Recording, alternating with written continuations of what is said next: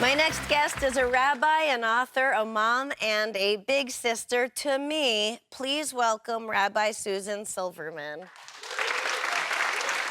Hi, Susie. Hey, sweetie. This is how we always are. I know.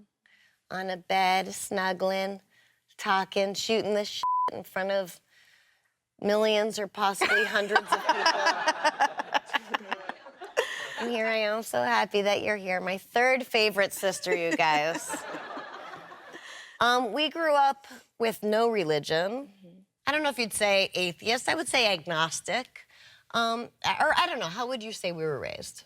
Well, Mom always said she was agnostic, like, who knows, the world is big. And Daddy said he's an atheist. I mean, his line was, if there's a God, he's an asshole.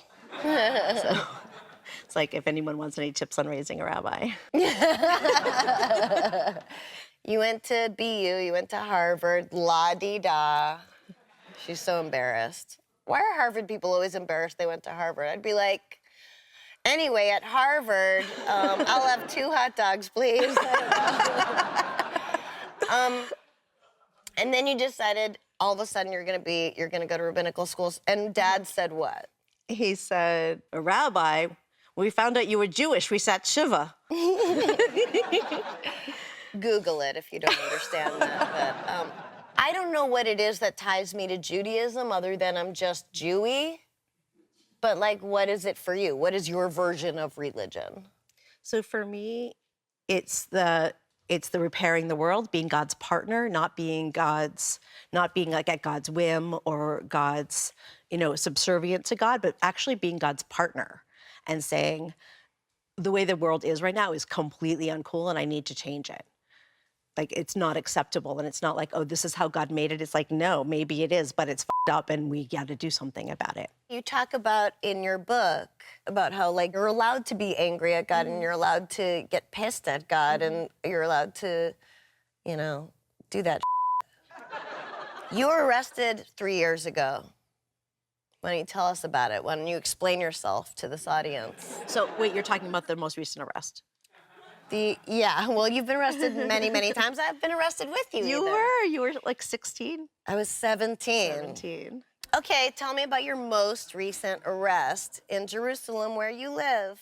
Women of the Wall are women who go and they pray at the Western Wall, which is a holy site in Jerusalem. And the law was that women can't dress in what is traditionally men's garb, like a prayer shawl and tefillin, which is translated as phylacteries. But if you don't know what tefillin is, you probably don't know what phylacteries are. I don't know like what phylacteries that box, are. like on your head. Oh, that's so stupid. I mean, I respect all religions. So if you wore that stuff, you could be arrested. And so... You're a rabbi. I know, that makes it worse. But not in the eyes of what? So basically... Israel? No, in the eyes of Israel as a state, yes. But in the eyes of the ultra-Orthodox rabbinate that runs the holy sites, no. And... So, I guess I was going to say, well, why do they run the holy sites? But that's your whole point. Why should that be law, their version of Judaism? That's right. So when you make any kind of religious interpretation the civil law, then it becomes fascism, essentially. It becomes a religious fascism. Since then, that was 3 years ago, what has changed? So since then, the courts have been on our side, very much so, and now you can't be arrested for any of that. But it's still a political game. I mean, the reality is that the ultra-Orthodox rabbinate still runs all the holy sites, and it's in charge of life cycle events in Israel, and that's hugely, hugely problematic. It's anti-democratic, and I think it's anti-Jewish. Right. I remember when I first went to Israel and people were like, you're going to feel so connected and blah, blah, blah. And it's like, and I know it's a special place for you and I don't want to on that, but it is funny because you walk around and you're like, this is where Jesus wiped his brow and this is where, blah, blah. And you're like, oh my God. But at the same time, there's like empty Doritos bags like on the ground, like litter everywhere. And it's just like, it's so bizarre. And then when you go to the Western Wall or the Wailing Wall, same thing, right? Mm-hmm. There's like this much space for men and this much space for women. And you just, like my reaction wasn't, this is amazing. It was, F you. Mm-hmm. And then you write a little message to put in the wall and I put, no more religion. I love you though. I love that. Aww. I love you for loving that. Ever since I've known you, which was my entire life since birth, you've always wanted a big family. You've always talked about having 5 kids, 5 kids, 5 kids, 5 kids. Mm-hmm. And now you have 5 kids. Mm-hmm. And now they're all old. They're not even cute anymore. I know. But you always wanted a big family, and you always wanted to adopt, and it was like a childhood thing, but it became a very grown-up thing, and adoption became a huge part of your life, obviously with Adar and Zamir, who are my nephews, her sons. But why is adoption important to you?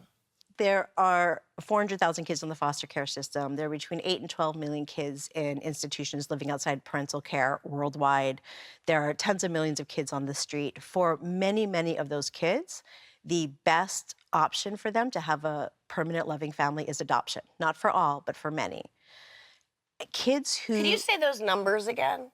Between 8 and 12 million kids in institutions, which is like, really? You don't know how many kids are in institutions with technology? You don't know? Like a 4 million human child discrepancy. Exactly. And we could know. We just, as a world, we don't care. We do not prioritize it because they're not voting. They're not giving money to our organizations. They're not, screw them. And then kids who come from foster care, girls who age out of foster care, they're 82% of sex trafficked girls. Right? Of course, because they don't have parents to go back to.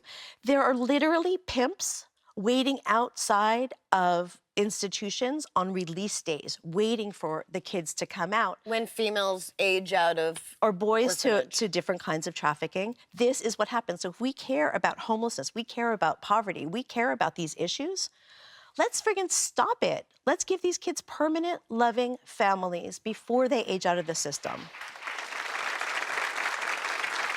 Don't spoil her. Susie, thank you so much. I love you so much. Whole heart. You're most of my heart. You're like 7% of my heart. And I love you, the sky and the moon. I love you forever. You're my brother. Yeah. Okay. Spoon, Miss Susie. What a fun show. Good night, America. I love you.